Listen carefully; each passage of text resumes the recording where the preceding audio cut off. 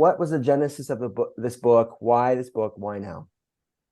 Man, thank you so much for asking that.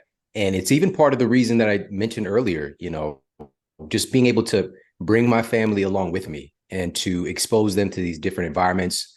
For Hmm. me personally, I grew up in the inner city. I didn't even get on an airplane until I was 25. And that's when I had met my wife, and then she was then my girlfriend. And she was like, "You haven't been anywhere?" She was like, "We're going," and we just, she helped me to book a flight. I didn't know any of the stuff, you know, and just to get out of that environment.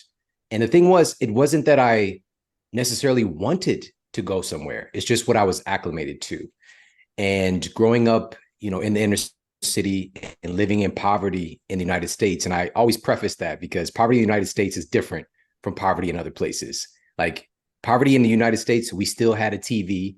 My mom would have a car from time to time. We did take public transportation a lot, but, and this is true story, she would get cars from a place called OK Junk Cars. All right. Well, I'm not exaggerating. That's the name of the place. They were Wow. on brand. They were All right. they really were shooting for the stars then. That's what I'm saying. They were like, hey, set your bar low and we promise we're gonna hit it. And so being in that environment, this is what we call today a glorified food desert.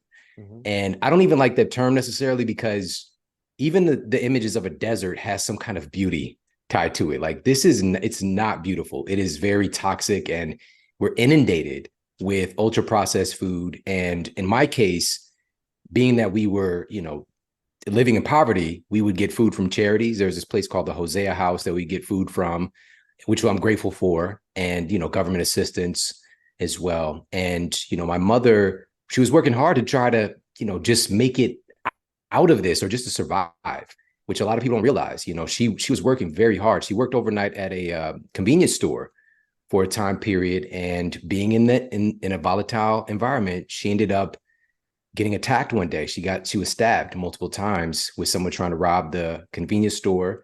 And my mom is different though. Like she's very, very different. She's tough, like different kind of tough. And she actually restrained the guy and the police arrested him and the whole thing. But she was stabbed 8 times. Mm. And when she went into for her physician, and this is really going to speak to you and your knowledge base, and the physician, stitch her up, put her through the different procedures to kind of patch her up.